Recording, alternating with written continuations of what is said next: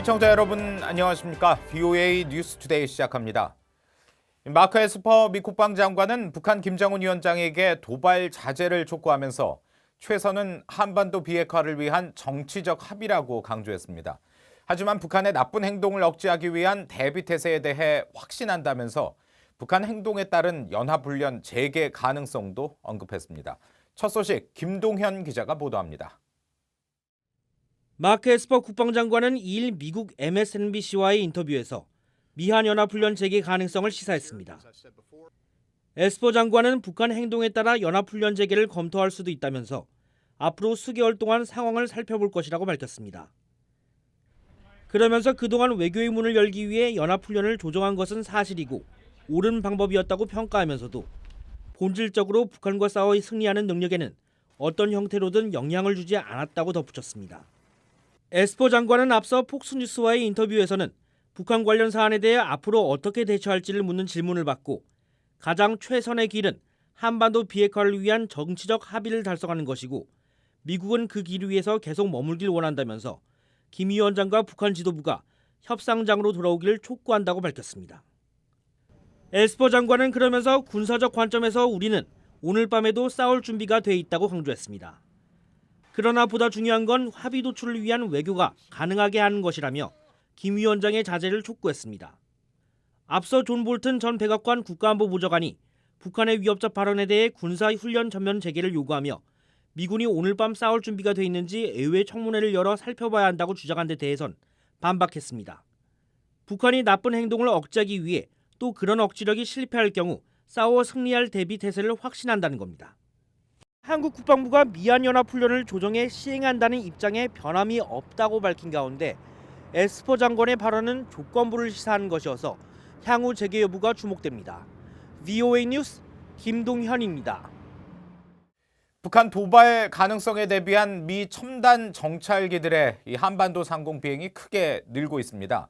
이런 첨단 정찰기들은 한반도 주변 기지를 중심으로 수십여 대가 배치돼 있는데 북한의 도발 가능성이 높아지면서 정찰기의 움직임도 가속화되고 있습니다. 함지아 기자가 전해드립니다. 최근 한반도 상공을 잇따라 비행하고 있는 미국 공군 제18비행단 소속 RC-135 계열 정찰기와 E-3 조기 경보기입니다.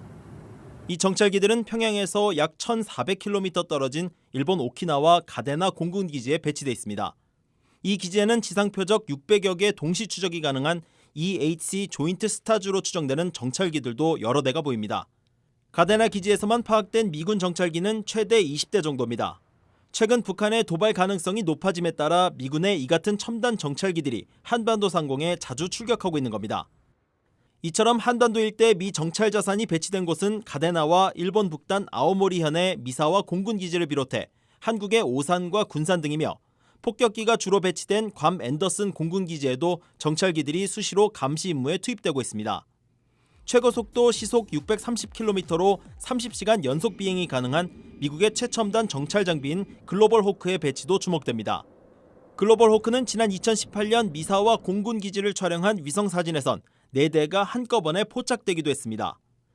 미국은 다양한 수단을 이용해 다중적으로 정찰 감시 활동을 벌이는 것으로 전해졌습니다.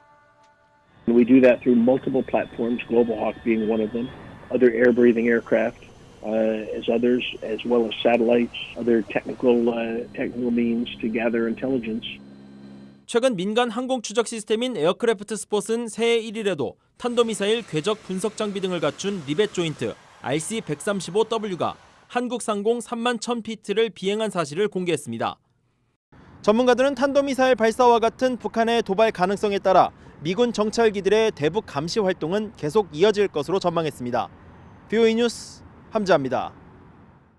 북한이 최근 당 전원회의 보고를 통해 새 전략무기 도발 등을 시사한 가운데 미한 외교 당국자들이 잇따라 만나 대북 공조 방안을 논의합니다. 데이비드 스틸웰 국무부 동아태 담당 차관보는 3일 워싱턴을 방문한 김건 한국 외교부 차관보와 만나 새해 한반도 정세를 포함해 양국 현안에 대해 의견을 교환할 예정입니다. 또 스티븐 비건 국무부 부장관 겸 대북특별대표와 이도훈 외교부 평화교섭본부장도 이르면 다음 주 중 만나 장기 교착 상태인 미북 협상 등에 관한 양국 공조 방안을 논의할 것으로 알려졌습니다. 이어 마이크 폼페오 국무장관과 강경화 외교장관도 이달 중 워싱턴에서 양국 외교장관 회담을 개최하는 방안을 조율 중인 것으로 전해졌습니다. 북한이 최근 새로운 전략무기의 도발 가능성을 언급했지만 대륙간 탄도미사일 ICBM 발사를 단기간 내 재개할 가능성은 낮다는 주장이 제기됐습니다. 한국 경남대 국동문제연구소의 김동엽 교수는 2일 서울에서 열린 최근 북한의 노동당 전원회의와 관련한 토론회에서 북한의 단기간 내 탄도미사일 발사는 기술적으로 어렵다면서 이같이 지적했습니다.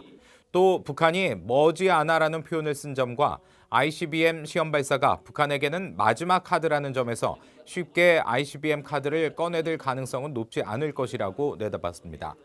임수호 한국국가안보전략연구원 선임연구위원은 김 위원장이 정면 돌파전을 선언하며 경제를 강조한 것은 경제 관리에 대한 당과 국가의 개입 확대와 개혁 정책의 후퇴를 의미한다고 분석했습니다. 2020년 새해 첫날 북한에서는 아기 1,002명이 태어난 것으로 유엔 아동기금 유니세프가 추정했습니다.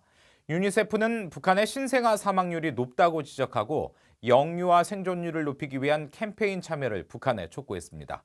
안소영 기자가 보도합니다. 2020년 새해 1월 1일 전 세계에서 태어난 아이는 39만 2천 명으로 유엔 아동기금 유니세프가 추정했습니다. 유니세프는 이 가운데 북한에서는 아이 1,002명이 태어난 것으로 과거 통계 등을 통해 관측했습니다. 유니세프는 그러면서 북한의 경우 제대로 된 통계를 밝히지 않아 정확한 수치를 확인하기는 어렵지만 신생아 등 어린이 사망률이 높다고 밝혔습니다. 특히 지난해 북한의 5살 미만 어린이 1,000명당 18명이 또 1살과 생후 28일 미만의 신생아 각각 14명과 10명이 숨진 것으로 추산했습니다. 유니세프는 그러면서 영유아 생존율을 높이기 위한 캠페인 Every Child Alive에 북한이 동참할 것을 촉구했습니다.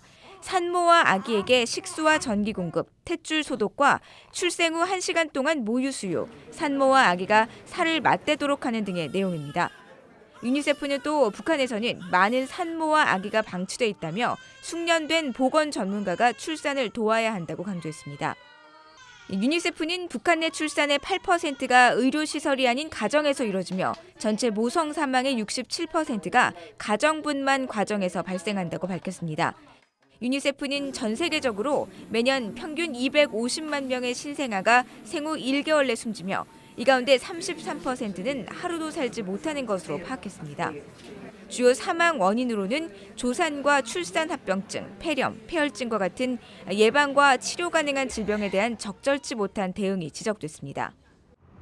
모성과 신생아 아동 프로그램을 운영하고 있는 유니세프는 지난해 예산 400만 달러로 북한 임산부 39만 5천 명을 지원했습니다. VOA 뉴스 안소영입니다.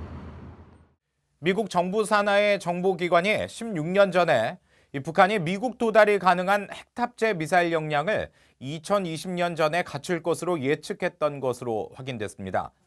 지난 2004년 미국 국가정보국 산하 국가정보위원회 NIC는 세계 미래의 지도 그리기라는 제목의 119페이지짜리 보고서에서 이같이 예상하며 2004년 기준으로 향후 15년 동안 북한을 둘러싼 위기 상황이 커질 것으로 내다봤습니다. 이 보고서는 북한이 처음으로 핵실험을 감행한 2006년보다 2년 앞서 나온 겁니다. 보고서는 또 북한이 핵탑재 장거리 미사일 역량을 높이기 위해 계속 노력을 쏟아부을 것으로 예상하면서도 새로운 정권이 이런 목적을 제고할 수도 있을 것으로 진단했습니다. 대북 제재 위반 혐의로 구속 기소된 미국인 암호화폐 전문가가 이 보석을 받고 허가된 것으로 일각에서 보도했지만 여전히 구속 중인 것으로 확인됐습니다. 미국 뉴욕주 남부법원의 제임스 마골린 대변인은 2일 그린피스 씨가 보석을 허가받고 석방됐다는 일부 언론 보도에 대한 VOA의 질문에 그린피스 씨가 아직 보석 조건을 만족시키지 못해 석방되지 않았다고 답했습니다.